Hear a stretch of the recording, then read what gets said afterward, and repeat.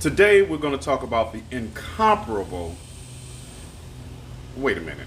I'm not dressed well enough to talk about Lena Horne. Hold on just a minute. Okay, that's better. So, Lena Mary Calhoun Horne, the great-granddaughter of freed slaves, was born June 30th, 1917 in Brooklyn, New York. At 16, Lena Horne dropped out of high school to support her ailing mother. She did this by joining the chorus line at the Cotton Club, the fabled Harlem night spot, where all of the performers were black and the clientele was white. But Lena Horne was built for more than just a chorus line. With a sultry voice that has defined a generation, she left the Cotton Club in 1935 to tour with orchestras under the name Lena Horne. She did that for 6 years until a movie offer came from MGM Studios. Side note, Lena Horne's great-grandmother was a prominent leader in the Urban League and a member of the National Association for the Advancement of Colored People, or the NAACP. And at the age of 2, she enrolled her granddaughter in the NAACP.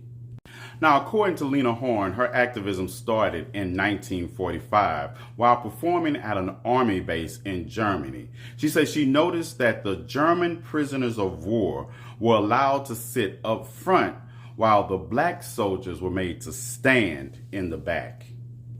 All through her early film career, Lena Horne refused to allow herself to be cast as an exotic Latinx woman. And in 1943, after saying that she was difficult to work with because of this, MGM, who had her contract at the time, loaned Lena out to 20th Century Fox to star in the all-black musical Stormy Weather, where her signature hit came from. In spite of the fact that she refused to allow MGM to portray her as anything but black and being blacklisted for it, some in the black community accused her of trying to use her light-skinned complexion to pass for white. That will be known as just willful ignorance in this day and age. By the 1960s, Lena Horne was one of the most visible celebrities in the civil rights movement. She went so far as to once throw a lamp at a white customer for using a racial slur in a Beverly Hills restaurant.